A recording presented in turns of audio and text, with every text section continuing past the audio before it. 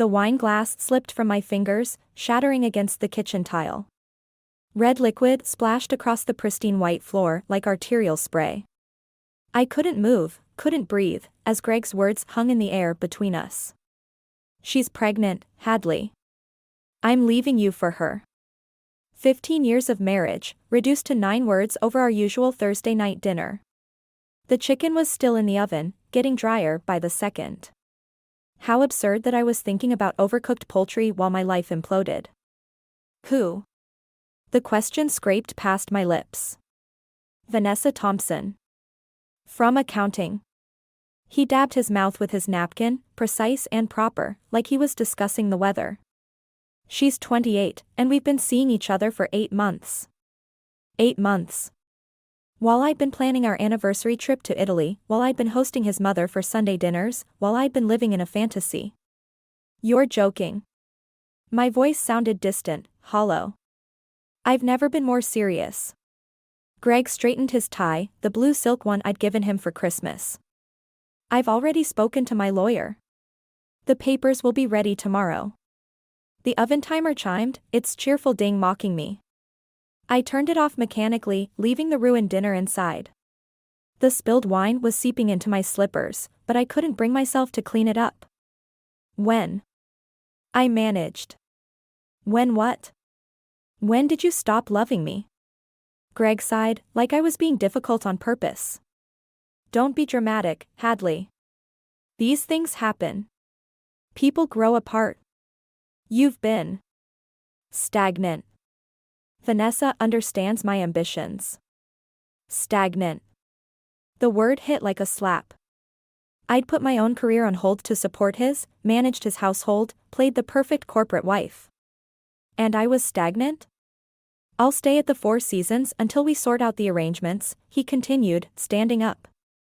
"Try not to make this harder than it needs to be." As he walked past me, his expensive cologne, the one I'd always loved, made my stomach turn. He paused at the door, and for a moment, I thought he might apologize, might show some hint of remorse for destroying our life together. Instead, he said, "Don't call Mother about this. I'll tell her myself." The front door closed with a soft click. I stood in my wine-soaked slippers, staring at the broken glass, feeling something dark and unfamiliar unfurl in my chest. It wasn't just grief or anger, it was something colder, more calculated. Greg had always underestimated me. He was about to learn what a terrible mistake that was. The doorbell chimed at exactly 9 the next morning. I knew it was Evelyn before I opened the door. Punctuality was her weapon of choice. Her perfectly coiffed silver hair and pressed silk blouse made my wrinkled pajamas feel like a personal failure. "Well," she said, sweeping past me into the foyer, "I suppose you're pleased with yourself." I closed the door, counting to 3 in my head. "Good morning to you too, Evelyn. Gregory told me everything." She positioned herself in the center of my living room, her designer handbag clutched like a shield. "How you've been difficult. Unreasonable. Making scenes." The laugh that escaped me wasn't pretty.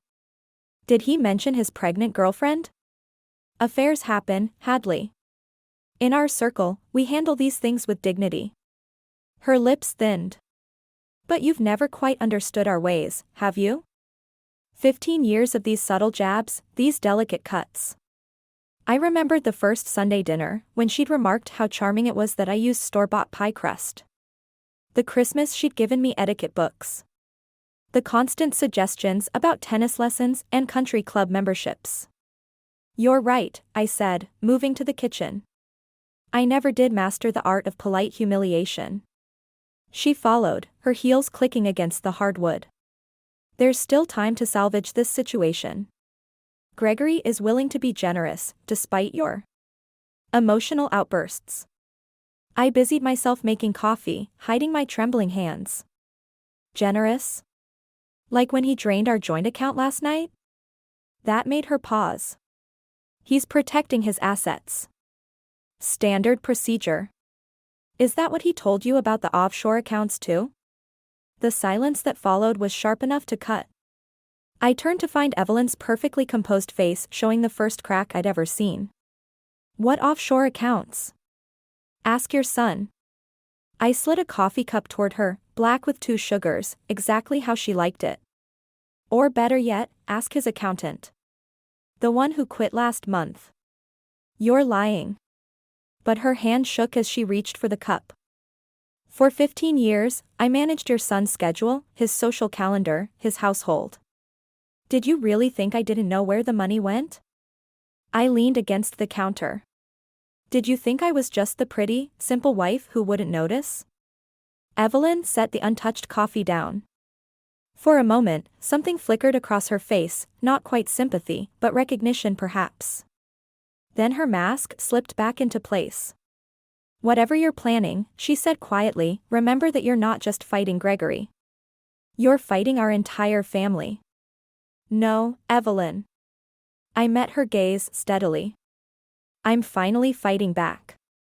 She left without another word, but her coffee cup rattled against the saucer as she set it down. For the first time in 15 years, I'd made Evelyn Carson nervous. It was a start. Rachel's text message arrived just as I was sorting through Greg's financial papers. Meet me at Café Luna. Now. You need to see this. The urgency in her tone made my stomach clench. I grabbed my keys, leaving the scattered documents across my dining room table. Rachel was already nursing her 3rd espresso when I arrived, her manicured fingers drumming against her laptop. Her usual polished corporate lawyer demeanor was cracking at the edges. You're not going to believe this, she said, turning the screen toward me. Remember Marcus from accounting? He sent me these files this morning. I scanned the spreadsheets, numbers swimming before my eyes until patterns emerged. My hands went cold. That's impossible, I whispered. The company's charitable foundation is a shell. Rachel's voice was tight. Greg's been using it to funnel money offshore for years. Look at the dates, it started right after his promotion to CFO. The cafe's ambient chatter faded to white noise as I stared at the evidence of my husband's betrayal. Not just of me, but of everything he claimed to stand for. The foundation was supposed to help underprivileged children. Instead, it had been feeding Greg's secret accounts. There's more, Rachel said, scrolling down. Guess who else is involved? A familiar name jumped out at me, Thompson v. She's not just his mistress, I said, pieces clicking into place. She's his accomplice. Junior accountant with expensive taste. Rachel's lip curled. She's been helping him cook the books for months. That's probably how they met. My phone buzzed, a text from Greg, dinner tonight? We need to discuss settlement terms. I looked up at Rachel, something cold and clarifying settling in my chest. He thinks I'm still the same woman who used to arrange his golf dates and coordinate with his dry cleaner. Are you? No. I stood up, gathering my purse. I'm going to meet him for dinner. And then I'm going to show him exactly who I've become. Hadley, wait. Rachel caught my arm. These documents. They're not exactly legal. Marcus risked his job sending them. I know. I squeezed her hand. But Greg risked everything when he decided to throw away 15 years of marriage like it meant nothing. Just be careful, she called after me. Men like Greg, they don't lose gracefully. I paused at the door, thinking of all the times I'd watched Greg destroy business rivals, always with that same charming smile. Neither do I. Not anymore. Outside, my phone buzzed again. Greg, confirming reservations at our usual place, the expensive French restaurant where he proposed 15 years ago. He always did have a flair for dramatic irony. I texted back a single word, perfect. Let him think he was choosing the battlefield. This time, I had the weapons. The manila envelope landed on my doorstep at midnight. No return address, just my name in careful block letters. Inside, photographs spilled across my kitchen counter, Greg and Vanessa at expensive restaurants, luxury hotels, private airports. The timestamps stretched back 2 years, not 8 months. Another lie. My hands shook as I reached the final photo, Greg handing Vanessa a small velvet box outside Cartier. The date stamp read 3 years ago. The doorbell startled me. Through the peephole, I saw Tom from next door, still in his police detective's uniform. He'd probably seen my kitchen lights on. "Rough night?" he asked when I opened the door. I gestured at the scattered photos. "Someone's been watching my husband." Tom studied them with professional detachment. "Private investigators' work. High-end." He picked up one photo. "This isn't just an affair, is it?" "No." I sank into a chair. "It's a long con. They've been planning this." "Planning what?" "To take everything." The realization hit like ice water. The embezzlement, the pregnancy, the divorce, it's all orchestrated. Tom's expression shifted. "There's something else you should know. We've been investigating financial irregularities at several charitable foundations.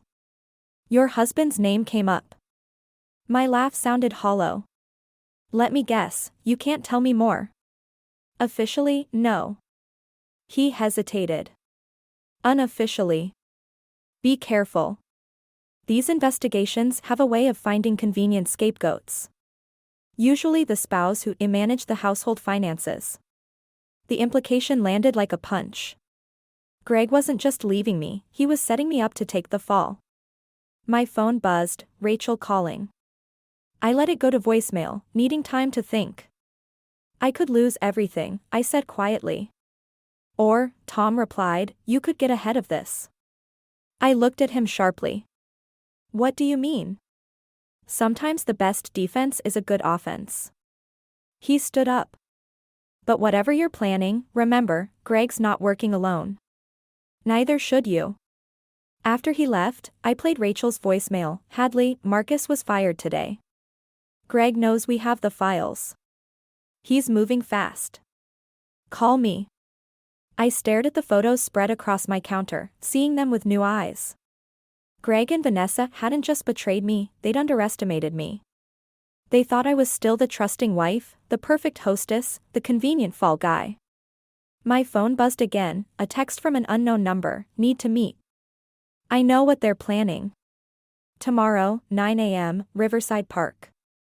I took a deep breath, feeling something shift inside me.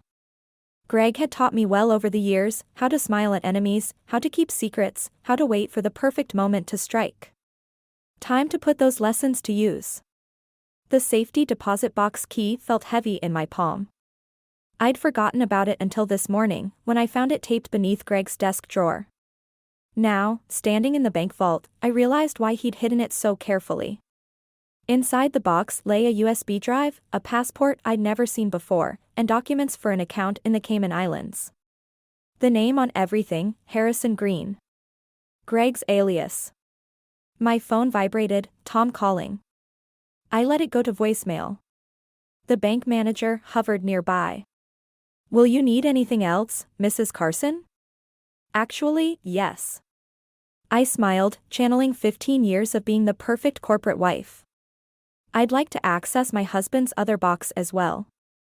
"The one under Carson Holdings?" His hesitation was slight but noticeable. "I'm afraid that box has specific access restrictions." "Of course." I pulled out the power of attorney document Greg had signed years ago. Would this help? 10 minutes later, I was staring at evidence of an elaborate scheme spanning years. Not just embezzlement of full-scale fraud. Greg hadn't just been stealing from his company, he'd been building a completely separate life. My phone buzzed again. "Rachel, this time, Greg's looking for you. Says you missed the lawyer meeting." I checked the time, 2 p.m. The meeting I'd deliberately skipped while I was here. Let him sweat. The final document made my blood run cold, transfer papers, dated tomorrow, moving all assets to Harrison Green. Including our house. My name wasn't anywhere on the papers. "Mrs. Carson?" The manager again. "There's someone here asking for you." "A Miss Thompson?" "Vanessa." "Here." My hands clenched around the documents. "Tell her I've already left." I photographed everything quickly, then replaced it exactly as I'd found it. As I turned to leave, something caught my eye, a small notation on one of the Cayman accounts, EOTC. Trust. Evelyn Carson. Of course. She wasn't just covering for Greg, she was profiting from his scheme. Outside, I spotted Vanessa's red Mercedes in the parking lot. She was watching the bank entrance, phone pressed to her ear. Probably updating Greg on my movements. My phone buzzed one final time. Tom, don't do anything yet. New information. Meet me ASAP. I slipped out the back entrance, documents secured on my phone. Greg thought he was orchestrating a masterpiece of deception. He didn't realize he'd taught me everything I needed to know about destroying someone's life. Tomorrow, the transfers would begin. Tonight, I had one chance to turn his plan against him. I texted Tom back, too late. Plans in motion. Hope your badge can protect us both. Then I headed home to wait for Greg's inevitable call. Let him think he still had the upper hand. The best cons, after all, rely on the mark's own arrogance. Greg's face turned ashen as I laid out the photos and documents across his mahogany desk. Harrison Green's passport. The Cayman accounts. The transfer papers. His perfect plan, exposed in pristine color. How did you? 15 years of marriage, Greg. Did you really think I was just decorating the house all that time? He recovered quickly, straightening his tie, my Christmas gift, still his favorite. These prove nothing. And you're not exactly innocent here, are you? Your signature is on half these documents. As power of attorney. Which you arranged. I slid forward one final document, the E.C. Trust papers. Does your mother know you're using her name to launder money? His smile faltered.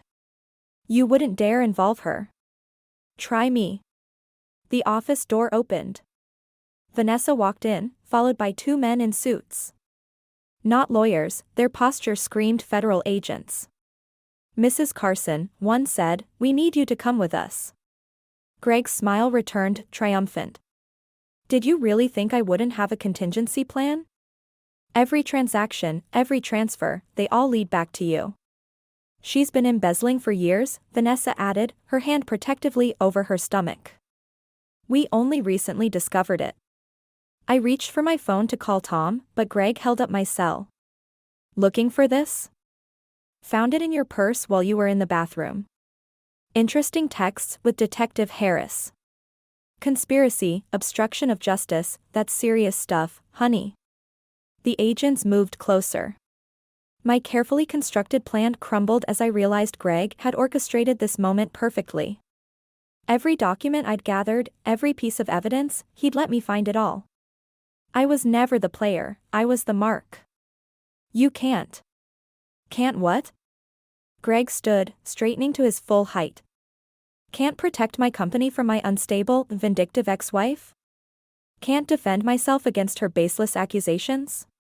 Can't ensure she doesn't destroy more lives with her desperate need for revenge? The handcuffs felt cold against my wrists. As they led me out, I caught a glimpse of Rachel watching from the hallway, horror on her face. She reached for her phone, probably calling Tom, but we both knew it was too late. One last thing, Greg called after me. Mother sends her regards. She's quite disappointed in you. In the federal building's interrogation room, I finally understood. Every step I'd taken to expose Greg had only tightened the noose around my own neck. The perfect corporate wife, driven mad by divorce, fabricating evidence to destroy her successful husband. They had my phones, my documents, my freedom. All I had left was the truth, and in Greg's world, that had never been enough. The door opened. A familiar voice, Mrs. Carson, I'm Agent Phillips. Let's talk about Harrison Green. Agent Phillips slid a phone across the interrogation table. A video played, Vanessa, alone in Greg's office, frantically stuffing documents into her designer bag. Interesting timing, Phillips said. This was recorded an hour after your arrest. My hands trembled. I don't understand. We've been watching your husband for months.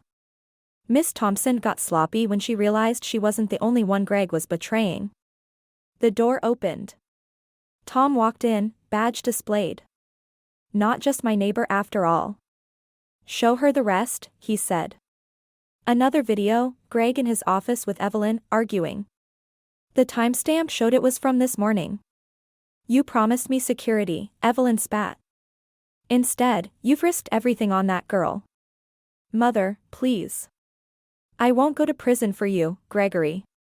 Not even to protect the family name. My laugh sounded hollow. So that's why you let me find everything. You needed someone to take the fall when Evelyn backed out. Phillips nodded. Mr. Carson didn't count on his mother recording their conversations. Or on Miss Thompson keeping her own insurance policy. The door burst open. Rachel rushed in, breathless. Got it. Vanessa's willing to talk. Full immunity in exchange for everything she knows about Greg's operations. You were all working together? I whispered. We needed you to push him, Tom said. Make him sloppy. But we couldn't tell you without risking the operation. A commotion erupted outside. Through the window, I saw Greg being led in handcuffs past federal agents. Our eyes met. For the first time in 15 years, I saw real fear in his face. Mrs. Carson, Phillips said, we have a proposition for you. I'm listening. Help us complete the picture. Your knowledge of the household finances. Combined with Miss Thompson's evidence and Mrs. Carson Sr.'s recordings, we can make sure he never hurts anyone else. I thought of all the careful plans, the hidden accounts, the years of manipulation. What about my arrest? Part of the operation, Tom said. We needed him to think he'd won. Greg's voice echoed from the hallway, I want my lawyer. This is harassment. I smiled, feeling the weight of 15 years lift from my shoulders. Where do I start? Beginning's usually best, Phillips said, setting up a recorder. I leaned forward, thinking of Greg's smug smile when he'd had me arrested, of Evelyn's years of condescension. Of all the careful masks they'd worn while building their empire of lies. Well, I said, it really started 15 years ago, when I married into the Carson family. I just didn't know then that I was marrying into a criminal enterprise. Greg's shouts faded down the hallway as I began to tell my story. His perfect plan was unraveling, and this time, I wasn't the victim, I was the key witness who would bring it all crashing down. The courtroom emptied slowly after Greg's sentencing. 20 years for fraud, embezzlement, and conspiracy. His perfect hair had already started graying at the temples during the trial. He didn't look at me as they led him away. Rachel squeezed my hand. Ready? I nodded, gathering my belongings. A familiar figure blocked our path to the door, Evelyn, elegant even in defeat. I suppose you're satisfied, she said, her voice lacking its usual steel. Not particularly. I studied her face, seeing for the first time how tired she looked. Was any of it real?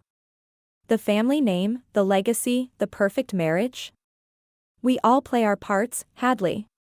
She opened her designer purse, withdrew an envelope. This belonged to Gregory's father. Read it when you're ready. Before I could respond, she was gone, her heels clicking against marble floors one last time. Outside, Tom waited by his car. No longer my neighbor, he'd transferred departments after the case closed. Need a ride? I'll walk. The autumn air felt clean, purifying. But thank you. For everything. He nodded, understanding what I couldn't say. At home, my new apartment, not the mansion, I finally opened Evelyn's envelope.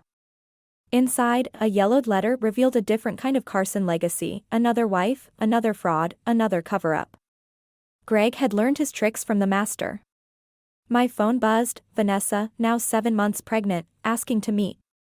She'd gotten immunity, turned state's evidence. Part of me still hated her, but a larger part recognized her courage in breaking free. On my desk lay the business plan Rachel had helped me draft. A consulting firm specializing in financial fraud detection, turning 15 years of managing Greg's deceptions into something meaningful. The irony wasn't lost on me. A text from Tom, check the news. The headline made me smile, Carson empire crumbles. Charitable foundations under investigation.